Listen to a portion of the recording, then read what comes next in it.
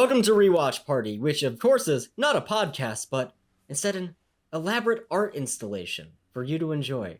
I'm Harrison Bloom. I'm Zach Horowitz. And I'm Mark Green. And we're all part of the art. I feel like we're saying a lot and like we shouldn't say exactly what we're saying, but I think if like I were to articulate what the themes of our work, my work, is about, I would say consumerism, the environment. I actually thought it was more of a commentary on communism, but of course that was I think it's about like the intersectionality between communism and like gender. Or is Mark taking all the credit for himself, a metaphor for capitalism? I think it is a metaphor for capitalism. I think all of my work is a metaphor for capitalism and also like just like climate change. Well, since podcasts are in and of themselves a capitalist creation, is it possible to even break away from the mold of capitalism? Aren't we all just cogs in the gears of society? We make tens of cents an episode. Yeah, we are profiting off of people's listenership. Yeah. Yes, you listening right now, thank you for the 1 cent. If even that. Yes. But also, like, why can't boys wear makeup?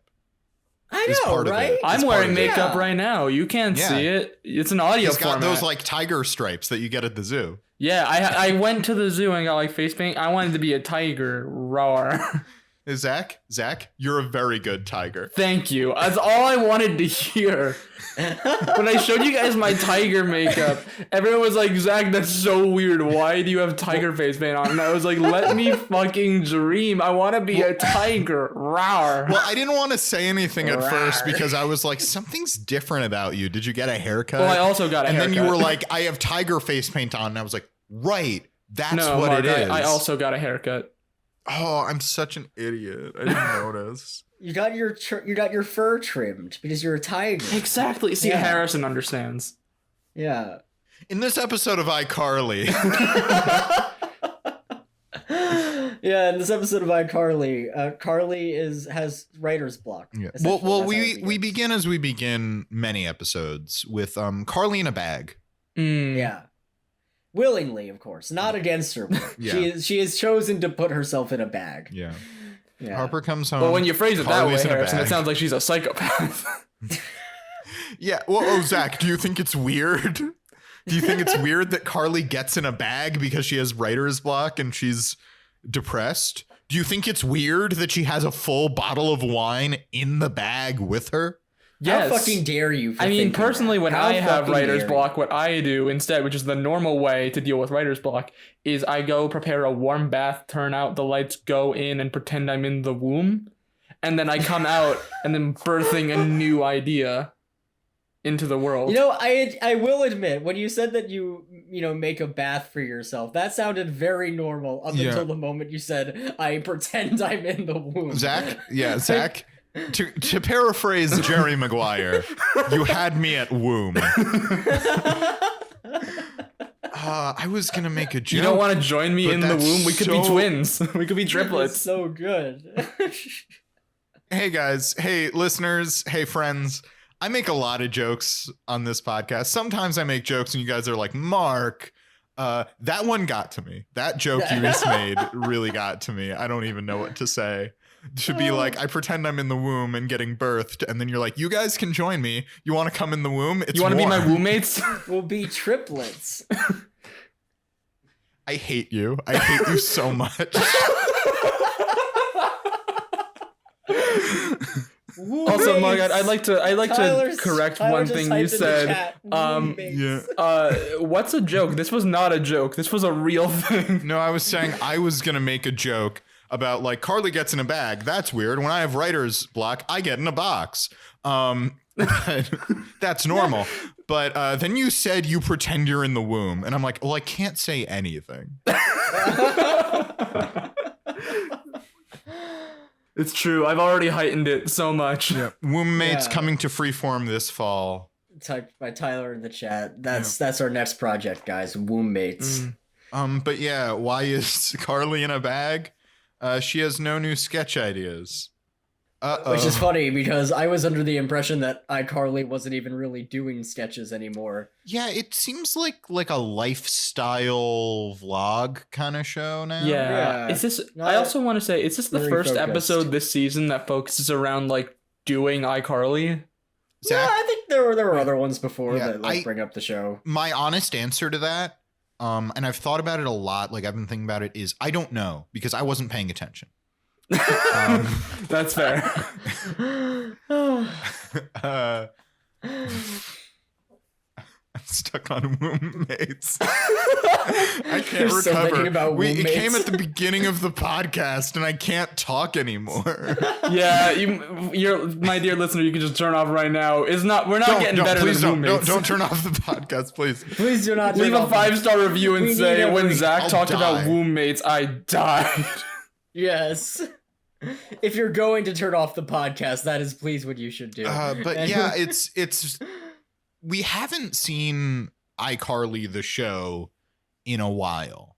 Yeah. And so like it's funny, we've been pretty much every episode being like, wasn't this about a web show or something? But then when they do come back to it, it is funny to be like, you weren't doing sketches. You did a Baby Spencer at the very beginning, and then it's all like Carly's gonna do her makeup, or let's put a camera in front of a potato or something. I don't know. I wasn't paying attention. I've said this.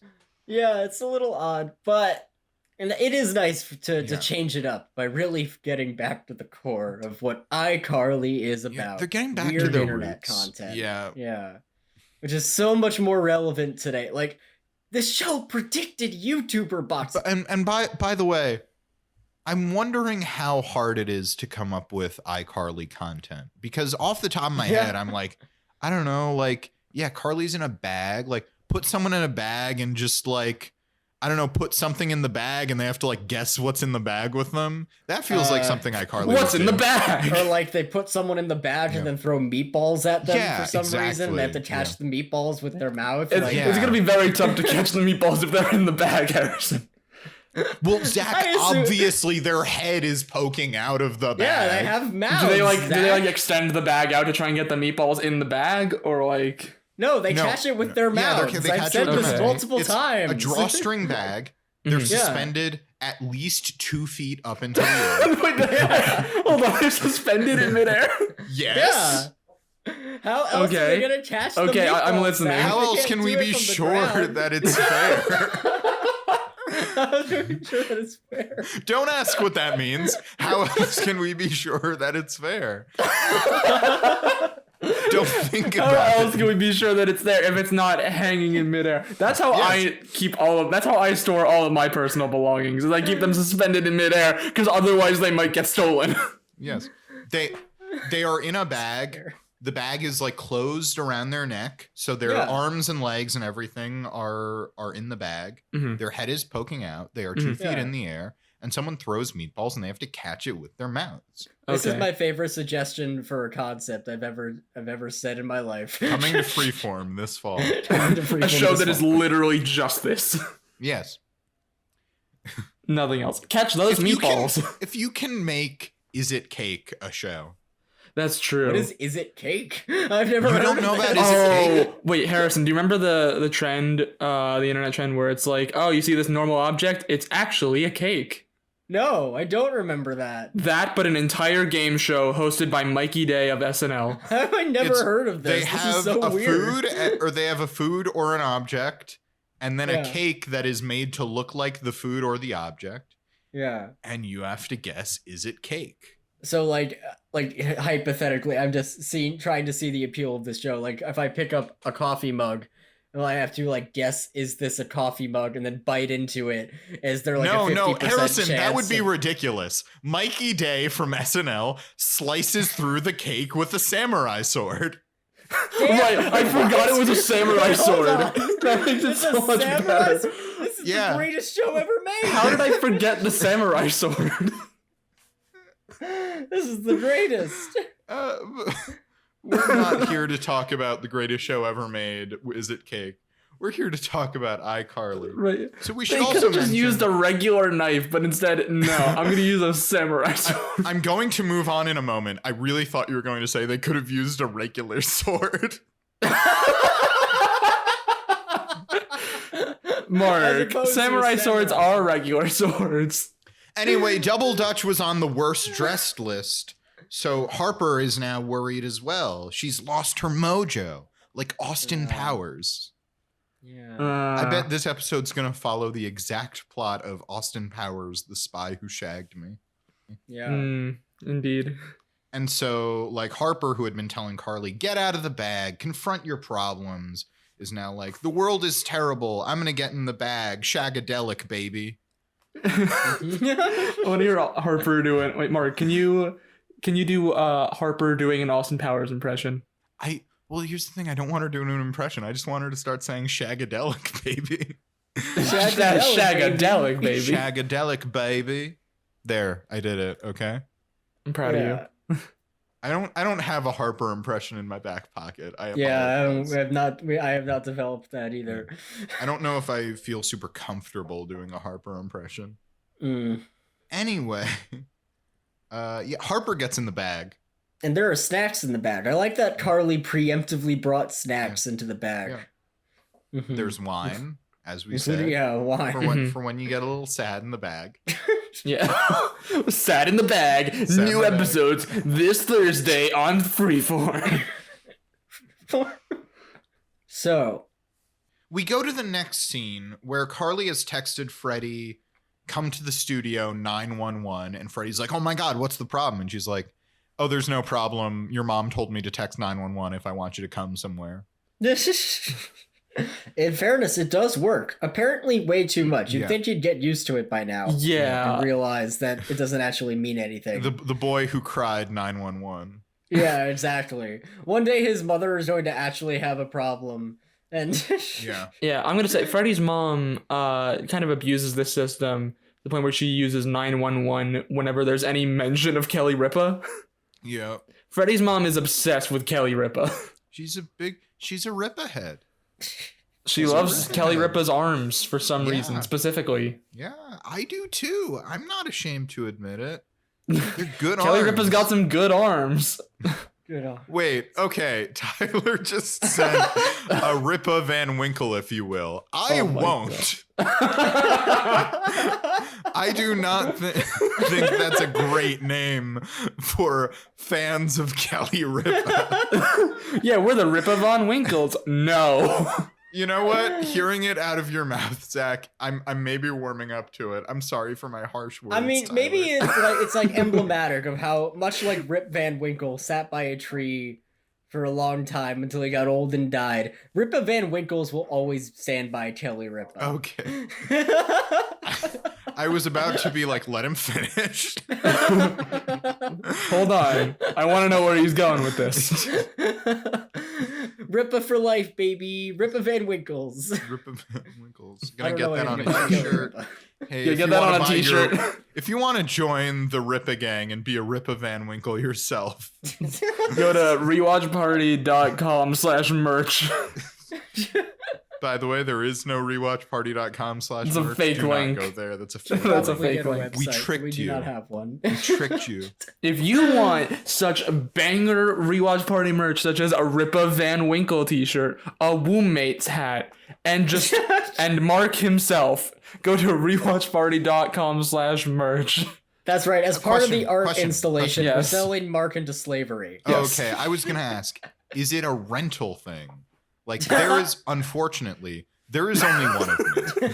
Yes, for the low price of $3,000, Mark himself will come to your house and he will be your dad for a day. I really thought you were gonna say a lower number. I'm flattered.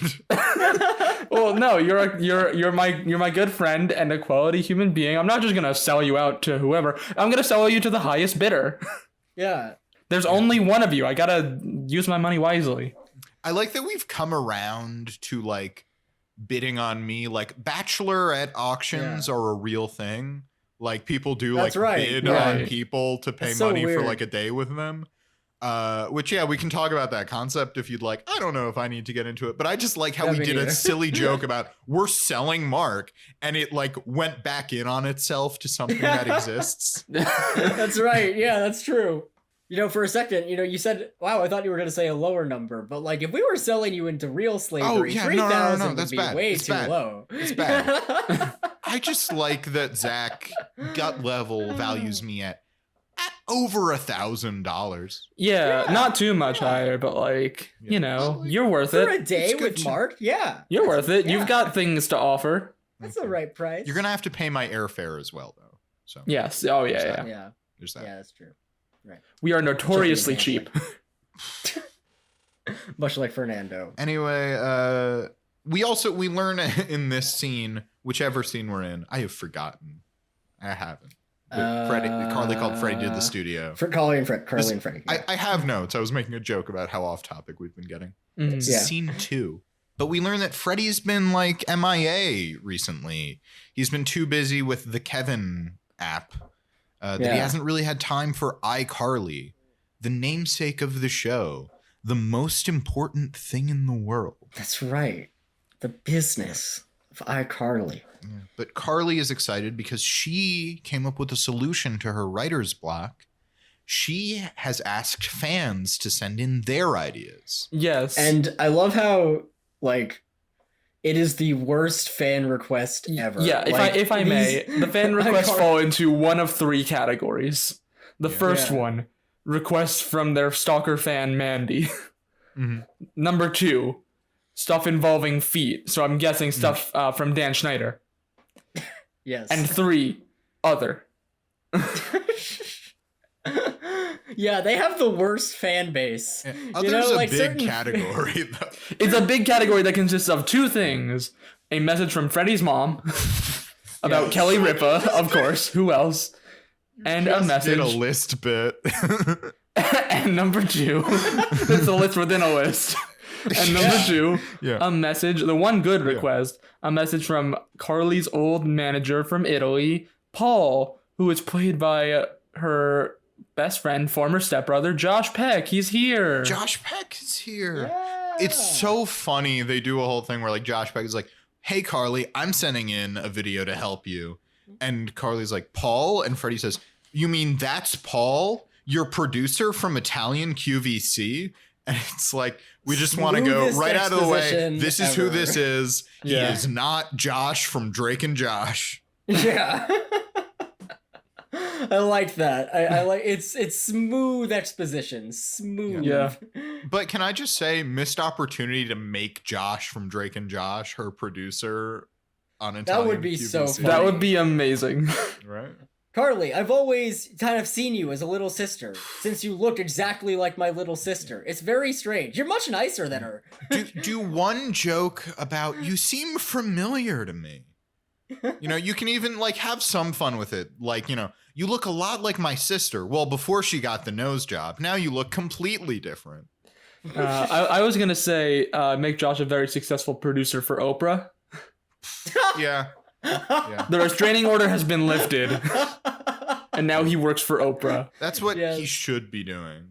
You should In be the doing in that, the yeah. in the Nickelodeon universe, Oprah is still hosting her daytime reality show, Yes. and Josh Peck is a producer on it. Sorry, Right. not Josh Peck, Josh Nichols. Right, yes. That would be crazy. Yeah. What do you think Drake is doing? Do you think Drake is still like a criminal and is very big in Mexico? Yeah.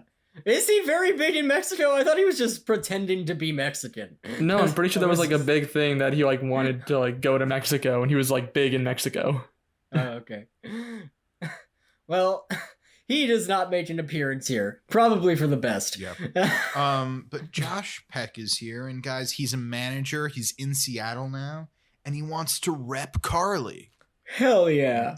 And he's got ideas, but Freddie doesn't want him to come and help them. Why? For no reason. Yep, no reason. Yeah, there's a running theme in this episode where Freddy just acts like the worst Yeah. all the time. Freddie He's hates so bad in this episode.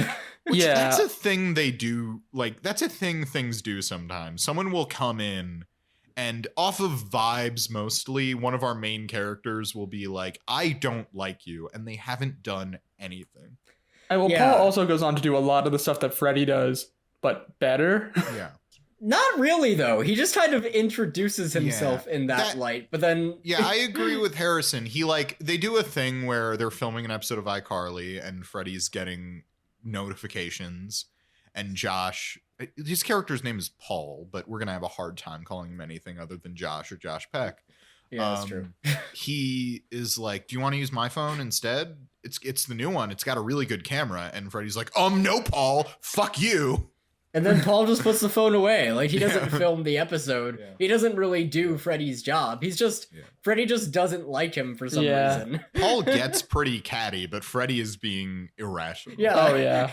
He gets catty specifically because Freddy's being a little shit. Oh, yeah. Carly tracks down Freddy at the Kevin headquarters, or is there something else in between? There is something else. Yeah. We forgot about our beloved B plot. Harper's the B plot. What? Yes. Harper's at Shay What, Spencer's restaurant, and she wants to get her mojo back by designing uniforms for his waitstaff. Right. And they're real bad. They're really bad. They're real bad. It's a disgusting fish costume of some kind. I mean, it's not really a fish costume. It just reminds me of a fish costume, like a bad production of The Little Mermaid. See that? Yeah, it's very frilly and has a lot of layers. Yeah. And the legs are sort of bound together as a mermaid's would be. Yeah. That's what a mermaid is, right? And they talk to the guy who's modeling it. I forget what his name is. Jack. I was gonna say, I want to say it was Jack. I did have it written down in my notes when I checked. He cannot feel his arms or legs, but he's like having a good time. Oh, Jack is having a great time. Yeah. But Spencer doesn't like them, and he can implement them because he has a restaurant critic coming to review his restaurant for the first time. Mm-hmm. And yeah, just want to stress they're real bad. Jack cannot move his arms or legs. Yeah. So Harper, instead of designing the outfits, is then asked by Spencer to pretend to be a customer at Shay What, so that she can impress the food critic. I really like that Harper is basically immediately like, oh yeah, well fuck the fashion thing. I'm into this now. Oh yeah. Sometimes you just need a day off to recharge. You need a day off. There are times when I'm like really struggling with my art. I'm like, this is the thing I'm most passionate about. And someone's like, hey, do you want to help me move? And I'm like, yes, this is what I'm all about now. Fuck that old shit. Thank you for that, Mark, by the way, the other day. That was really good help. Yeah. I'm all about it. All about it. You know what? I can see getting into an elaborate bit. I could get very distracted if you're like, disguise yourself and pretend to be a customer at this restaurant. Yeah. This critic, by the way, does not eat food. He apparently rates things based on vibes. We get to it later. First we go to the Kevin office. But yeah, we'll talk about him. He's a critic who does not eat anything. And eventually there's a reason for that. Yeah. But I do like the idea of like a restaurant critic who does not eat the food, but instead judges it based off of customer reactions to eating the food. Yeah. I just sit here, I pay attention. Imagine you're at a restaurant and there's like a well-dressed man who's just coming around to every table being like, so what do you think of the food? And you're like, with like a clipboard and a notepad. Yeah, with a clipboard and a notepad. And they're like, oh, are you the owner? The owner sometimes like, will greet guests. And he's like, no, I don't work here. I'd imagine he's dressed like a 1940s detective with like the hat and like the jacket, the trench coat. Oh God, yeah. I think he'd probably get kicked out of the restaurant if that's how he looked while doing this. If I was a restaurant critic, I would do a lot of bits and disguises. Yeah, I'd imagine you dress like a 1940s private eye. Well, I do that some days, but then some days there will be clown day. They're just like, yeah, I was gonna say they're just like in the kitchen. They're like, oh, there's a clown here to eat. It's like, well, I guess we gotta serve him. He's a paying customer. I guess we gotta serve this clown. Yeah, this clown. Yeah. And it's like, little do they know, I'm a restaurant critic. You just play like little jokes on the waiter. Yep. You make him like, you leave like a balloon animal as a tip. I can't pay you in money, but I have a dog. I can't pay you in real money, but how about balloon money? But how about a snake? I only make snakes. I'm a restaurant critic. I only make snakes and occasionally worms. How about this? Cucumber. Get it? Because it's a restaurant. It's food themed. Here you go. Yes. Goodbye. That's your tip. Goodbye. Goodbye. I'm leaving. I've now paid for my food. Goodbye. I'm leaving. By the way, I'm giving this a 1-star review. One stars. 1 star. They Too seemed many very. Karens around. 1 the star. restaurant. They didn't appreciate my balloons. I did not like the temperament of the wait staff. They did not like my balloon animals. That's a very important sticking point for me. But yeah, Carly goes to the Kevin offices. Pearl has convinced Freddy to dress as a chicken so they can lure out a therapy fox that got into a therapy henhouse. Mm-hmm. So they're doing great at running this business. Also, I do appreciate that they go with this elaborate ruse, other than just admitting that they're having amazing chicken sex in the back room. You think that's Pearl's kink? I don't shame. Yeah, let's play animals. You be the chicken and I'll be the egg, and we can finally find out who came first. What?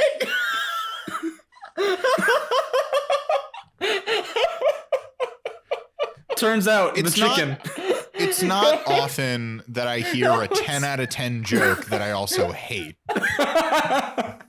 I'm like, So great good. joke. I did not like hearing it.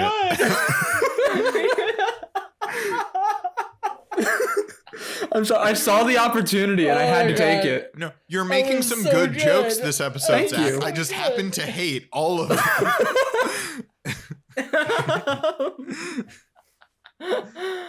Oh, well, I love them. So there's good and bad.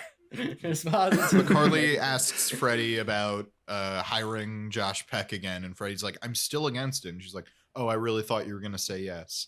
And Josh Peck walks in. Yay! Yay! Yay! We like our Josh He Peck. immediately woos the fox. The fox loves Josh Peck. He does. You're right. It's not just the phone. He does show up Freddy in his fox handling skills. The fox listens to Josh Peck because he realizes the power of this Italian man. He's not Italian. He's, not from Italian. like Iowa. Well, maybe he's Italian. We don't know, but he's American Italian. Episode. Yeah, I think he's. Yeah, you're right. I think he was like, Right, "Joke's right. on you. I'm not He even could be Italian. I was born in Iowa 2 weeks early, bitch." He should absolutely play Mario in the new movie. That's something I've Luigi, where's the princess? Bowser asks, are you calling me a liar? I ain't calling you a truther. He has experience playing a brother in a comedic duo. Luigi, did you remember to draw the door? To cut the door out of this castle? I'm sorry. The saw is in another castle. Yes, that's perfect. Yeah, there you go. Paul has many ideas. Paul, aka Josh Peck, again, you're so confused by me saying Paul. I know. Paul has many ideas. One, focus on merchandising. You can sell Carly dolls. You can sell whatever you want. You can maybe sell, I don't know, Rippa Van Winkle t-shirts. I think that would be a good idea. Oh God, is there a Carly Funko Pop? Oh, there's gotta definitely be a Carly Funko Pop.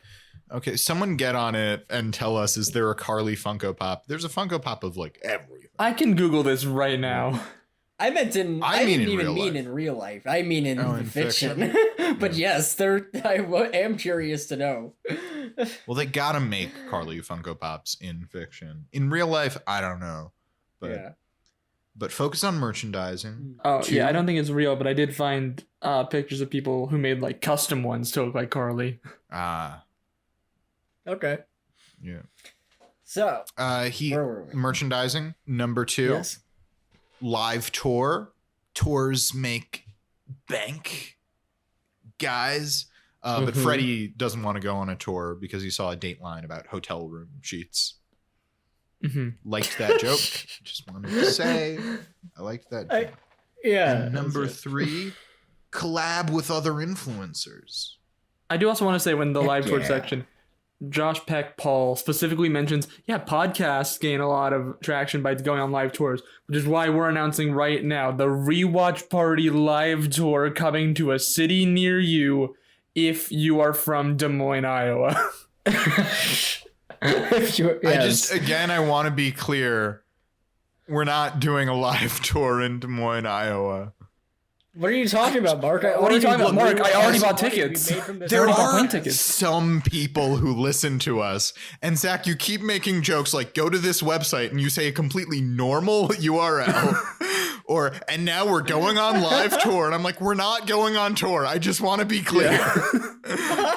No, it is a joke. I know it's probably obvious, but just in case. It is a joke, yes. Hold on, guys. What are you talking about? I already rented out the largest rec center in Des Moines, Iowa. Well, I guess the capital of Iowa?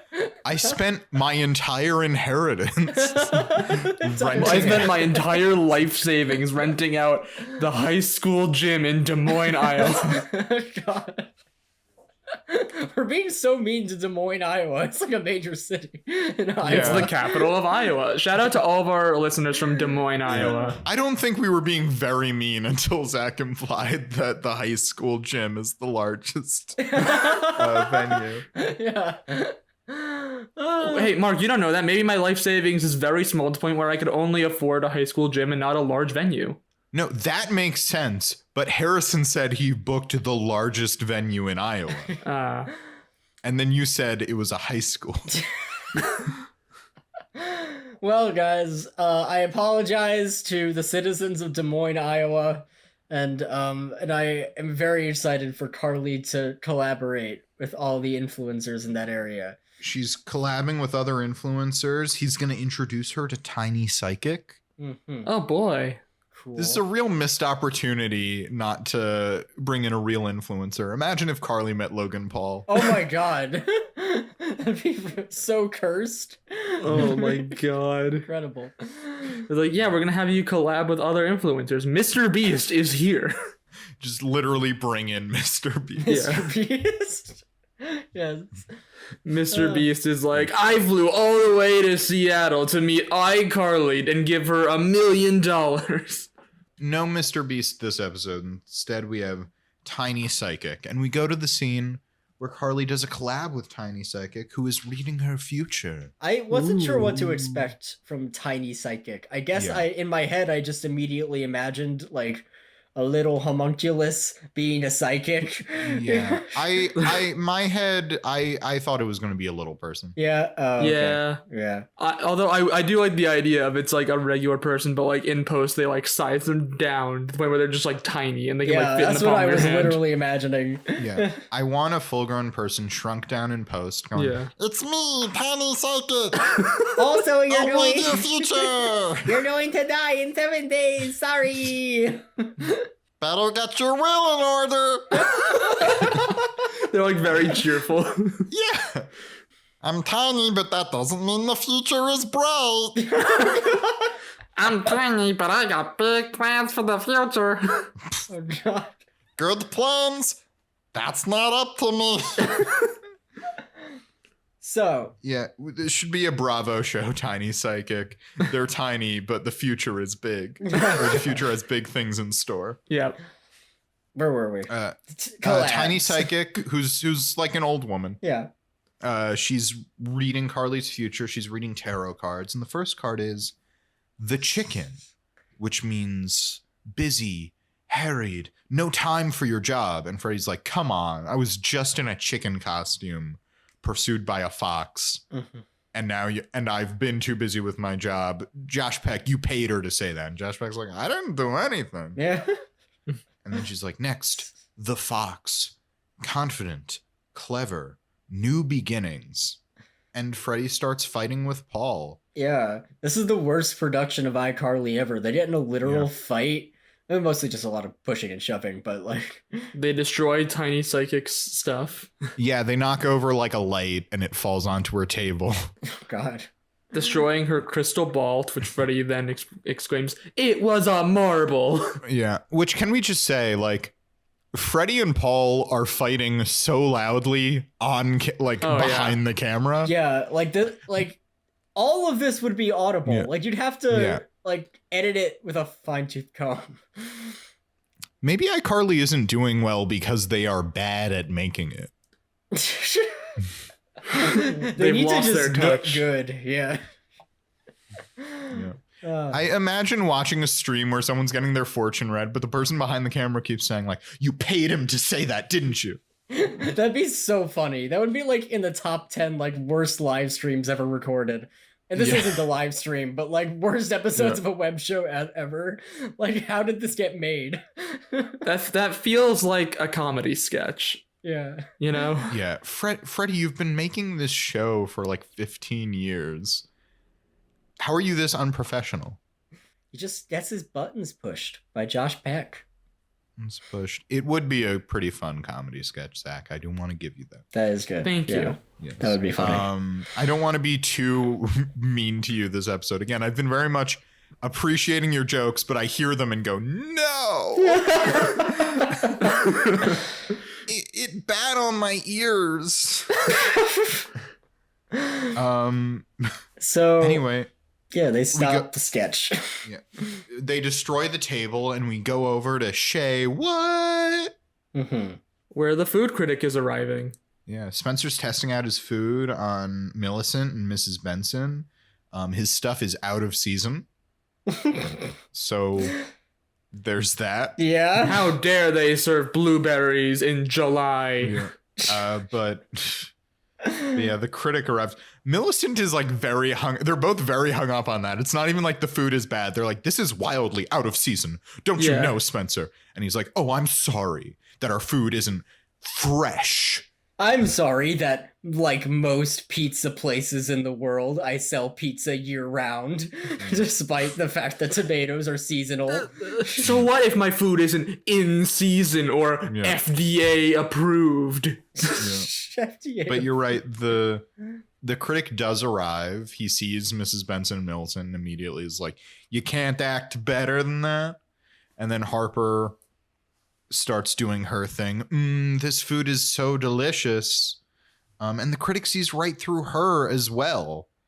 And then we get the turn that I really like. I do like the turn, where we're all asking, like, why is the critic not tasting any of the food? And then the critic is like, Spencer, you've really lost your touch with this new art installation. That's and Spencer's like, what? And the critic's like, well, this is an art installation, right? You're an artist. Did you like give up being a world famous and acclaimed artist to open a restaurant? And Spencer goes, no, this is an art installation. Like dumb Starbucks from Nathan for You. Dumb Starbucks. That's the best thing. I of course knew about that, but I finally like watched the episode a while ago. Yeah. And it's so funny to see everybody being like, I guess it's like an art installation. I think it's Banksy. There's so many people who thought Dumb Starbucks was Banksy. And then for Nathan Fielder to come out and be like, yes, it was me for my Comedy Central TV show. So that's what Spencer has spontaneously decided to do in order to keep up with the lie to avoid being embarrassed for opening a restaurant. And it gets so much better. Yeah. It gets so much better. But before that, Carly brings Freddy, and I wrote JP in my notes. I wrote Josh Peck. I did not even write Paul. I wasn't trying. Yeah. Carly brings them to an escape room so they can learn how to work together. If I ask their differences. If I may, I do want to bring up how she got them to come, because Freddy runs in with a rope and she was like, Carly, I'm here. I came as fast as I could. Oh man, I should have known that 911 quicksand didn't mean anything. I saw him with the rope. I kind of missed the quicksand part. Me too. Yeah. I missed that too. And then he asked Josh Peck, Paul, he was like, well, how'd she get you to come here? And he goes, well, she just asked me. Yeah. Very good. It's very good. She just asked Josh Peck to come, but in order to get Freddy to come, she had to basically be like, "Help! I am stuck in quicksand." So good. But so they're doing the escape room, and they immediately start fighting over imaginary pasta. Yes. I completely forget the context. I do remember that Josh Peck was miming eating pasta, and Freddie was like, something "Don't like, eat pasta, you Italian prick." He says something like, "I look sexy eating all this pasta" or something. Like they're like trying to one up each other. Yeah. It's weird. What we want to get at here is that they're both very cool and well adjusted. Yes. But then what should happen in this escape room? But the walls start closing in. This is a bad escape room. Only if the walls it's an escape room, in. but it's also a saw trap. The key is stuck inside your large intestine. Walls closing in is a classic trap. My thing is, like, where did they build this? How did they build this? Is it in a retrofitted trash compactor or something? Yeah, that's a good question. Is there like a team of people literally pushing the walls in? Also, how did Freddy not realize this was an escape room? Most escape rooms I've been to have a large sign saying, "This is an escape room" on the outside. That's true. That's very true. They get in, they're like, "What? An escape room?" And Carly is... And yeah, it just looks most like an escape office. rooms do not hide themselves. Yeah. Like, she brought them into the room and I was like, "Oh, is it group therapy?" No. It looks like a recording studio. It looks like an office space or something. Yeah. And there's just It has sort of a 70s vibe. Yeah. Yeah, I'm really stuck on like, how do they get the walls to move? I really like the idea that this is the world's most elaborate escape room. Yeah. And there is a team of people, like 5 people per wall. Because there's a lot of like stuff that moves in with them. It's not just like a box. There's a lot of furniture and stuff. Yeah. Here's my question as well. Yeah. So the walls like gradually close in as you're doing the escape room, right? What happens if you fail? Do you just die and get crushed to death in the escape room? Zach, it's an escape room. I assume you...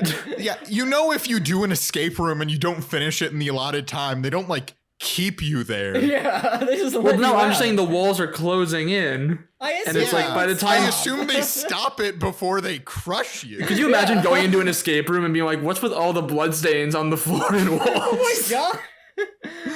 Escape room suit for killing people. Here's the thing. Like, we were talking about this and you guys were like, "That's the worst escape room ever." And I was sort of the impression like, there's a timer. It like feels to me like an extension of the timer. It makes it harder. It's a pretty intense escape room. But like, I assume they're not literally gonna kill you. Yeah. See, that's not fun. You got to simulate the danger. Simulate. It's a simulation. I want real, actual danger. This sounds like a bad reboot for Saw. Like there's an escape room junkie who's like turned on by the danger, so he makes like a real escape room where you have to get out before you die. Harrison, boy, have I got something to tell you. That is a real movie. Wait, it is? They made 2 of them. Oh my god. They made 2 movies where the whole thing is just we gotta move on from Saw. We gotta move on from Saw. I'm really sorry, Zach. I know how much you love Saw. This isn't Saw. This is something different. That's the joke. But this is iCarly. Yeah. But we gotta move. I am so sorry. All right, let's keep moving on. It's fine. But yeah, the walls start moving and Carly starts freaking out. Because she's claustrophobic. Yeah, that's right. They bring this back. Yep. She's like, "This wasn't in the brochure," which, by the way, I feel like you should probably include that in the brochure. Yeah. Well, no, this is Zach, I don't want to give too much away, but this is a ploy from Carly. Who cares? Whatever. There is a twist later that it was in the brochure. She was tricking them. You're right. That you do have a point. You're right. Yeah. So it was in the brochure. Mm-hmm. But yeah, Carly, there's a bit of a time jump.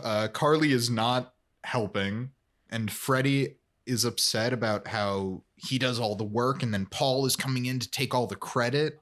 I do like the way that they like introduce this, where like Freddy's doing like a puzzle with like a TV, and he's like adjusting the antennas and stuff like that, and he's like, Paul, can you help me out with this? And Paul like walks over, hits the TV, and then it works, and it like shows the code. Yeah. He Fonzies it.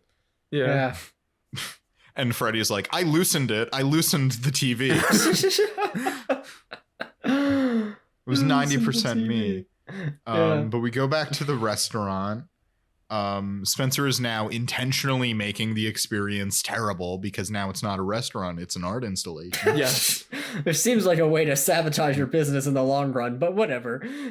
Just doing it for the meme. Yeah, this is gonna have bad consequences. Mm-hmm. But now Millicent and Mrs. Benson are like, these are terrible dishes. And it's good. And Harper comes in. She's wearing the terrible uniform from before. Yeah, I love that. The other servers are in it. Yes, I'm happy that comes back. Yep.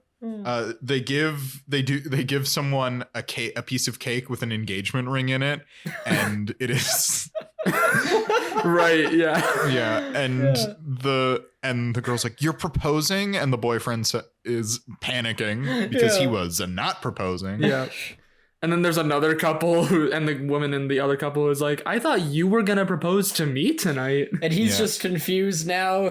There's no... I really wanted him to be like, me too. Like he was going to propose ring. And they gave... Yeah, exactly. Yeah, that's my what grandmother's wedding ring. That's a family heirloom. She snuck it over during the Holocaust. Well, you could be the first. Harper throws a full pitcher of water in the critic's face. Yes. And he's like, what a commentary on how fed up servers are with waiters customers. Are drowning in the expectations of their customers or something like that. Right. It's a metaphor. Yeah. The guy loves it and he has to go, and he tells Spencer, like, it was great, but I feel like it's missing that Spencer Shea touch. Which I love how immediately we were all like, we all immediately knew what the touch was. Yes. Yeah. He's got to light something on fire, and we all were chanting for it. And Spencer goes and he sits down. I almost thought it wasn't going to happen. And then he like bangs the table in frustration, and the table catches on fire. And sets his arms on fire. Yes. I do love Harper's initial reaction of, oh no, the table is on fire. This must be a metaphor or something. I love it. It's so good. That was the funniest thing. It's good. The fact that she says it with that exact tone of voice. Yes. This must be a metaphor or something. And so Spencer flails. They put the fire out. The critic is like, very good. Yeah. This commentary on burnout. And so he leaves, and then Harper's like, we did it. Hooray. And then looks at Spencer's pained face and goes, you need to go to the hospital. And he's like, yeah. Fire is very hot. Very hot. Fire hot. We go back to the escape room. Carly makes them apologize. Maybe that was the previous. Yeah, she makes them make up. Yeah. They settle their differences and they escape from the escape room. They settle their differences, they apologize, and they escape from the escape room. And that's when Carly reveals she knew the walls would close in, and she took medication and everything. She just did that to trick them. But now they're done, and they go and they exit, and they're in another escape room. Yep, they're in an 80s themed escape room, so they have 4 decades to go. Yeah. I really like, they solved like 3 clues, and they were like, we're done. And then and they're like, I thought we were done. And the worker over the loudspeaker is like, no, you have 4 more decades to go. This is taking a very long time. We gave you an hour to get out of that first room. We thought you'd clear it in like 2 minutes. To be fair, I did see there was a second 1-hour timer that starts when they get into the second room. That is a lot. The timer should continue. Yeah. It shouldn't be a 4-hour escape room. 5. There's 5 decades total. Oh yeah, 4 more. Yeah, sorry, 5. Yeah. It's an all day kind of thing. Jesus. Yeah. But we get to our final scene. They're back in Spencer's apartment. Spencer's restaurant got a good review, not as a restaurant, but as an art installation. And Harper's like, I've got my mojo back.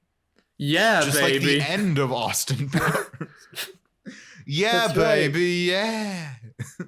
Yeah, Harper says, I got my mojo back. Do I make you horny, baby? Yes. And then throws a glass cup for some reason. Yeah. Because she's an actor now. Yeah. She's gotten very into her acting. And so then she acts as like some entitled asshole who's not satisfied with this water. And she throws it and there's a smashing sound effect. But I was very upset we didn't see it smash. It definitely should have gone right by someone's head and hit the wall behind them. Yes, absolutely. Yeah. But also now Carly and Freddie are brimming with sketch ideas. Yeah. They've got so many ideas, like tiny psychic food critic where she reviews food before she eats it. Oh boy. Or meatball golf. Which is exactly what you would think. Yeah. And they keep saying a bunch of different ideas, and they go upstairs, and Harper's like, oh no, I left my gummies out again. Yeah. Oh, so no. Carly and Freddie were high. Yeah. Yeah. That's all they needed, it turns out. Yep. Weed. Yeah, Carly and Freddie may be on that high, but I think I'm going to be on my high now at this point in the episode when we do Sad Boy of the Week. Oh, baby. We back on the transitions. You did it. It's 10 out of 10 transition. I did it. Yes. You know what they say when you need a full 30 seconds to transition? That's a good transition. Yep. Exactly. It's a seamless transition from one part of the episode to the next.